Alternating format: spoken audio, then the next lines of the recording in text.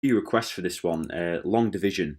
And essentially what makes long division different to short division is it shows the kind of inside mechanics and the process of the repeated subtraction, which is you don't see that in short division. So it kind of shows a deeper understanding, which is why, because of the more steps you have to do to achieve the answer, that's why it makes it more difficult and it is confusing when you first come across it. But we're going to make it as simple as possible and we're going to focus on just this one question to get us going.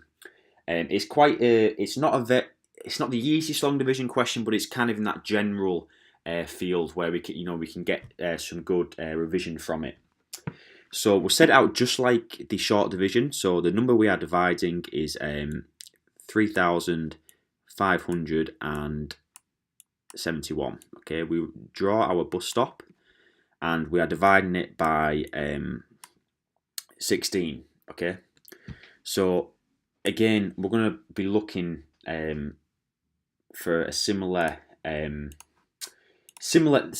process to short division. Okay, so we start off like this. So how many times does 16 go into 3? It doesn't go. I think we can all appreciate that. So we need, again, just like short division, we carried a 3 over.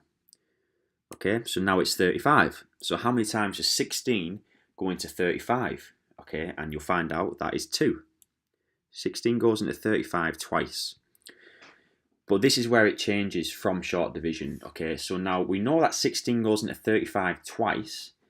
Okay, so we know 16 goes into 35 twice, but we need to find out the actual value. So how we do that is we times 16 by the 2.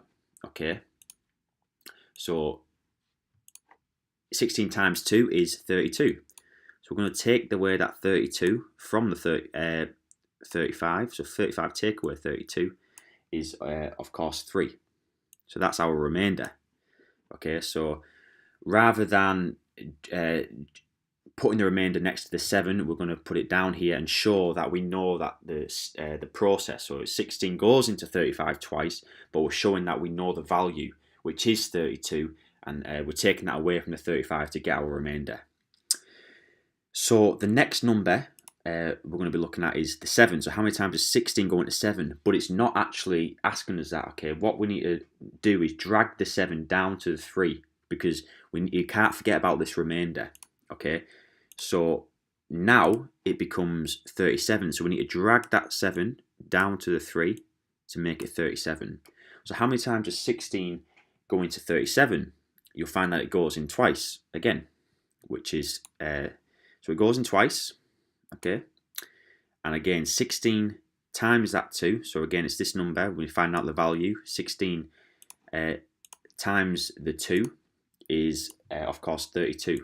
So we're taking away 37, take away 32, which of course we'll find is 5. Okay, so that's our remainder. And again, on to the next number, which is the 1, but we need to drag it down to meet the remainder. So now it becomes 51. So how many times does 16 go into 51? And you'll find that it goes into 3 times. Okay, so it goes in 3 times. But what is 16 times 3? Okay, what is the actual value of that? How many times does 16 go into 51? What is the actual value? So we obviously need to times it again, and you'll find out that is 48. So we're taking away the 48 to find out our remainder, which of course is 3. Okay. So now we've come to the last part of the sum. We haven't got any more digits to divide by. Okay.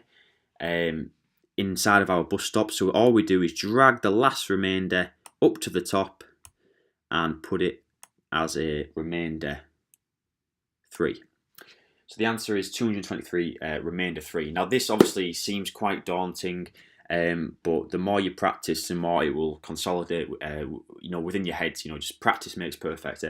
So it is tricky, but just stick at it and repeat the process, and just show that you know the value of what's going into your division. So thanks for watching, and I'll see you later.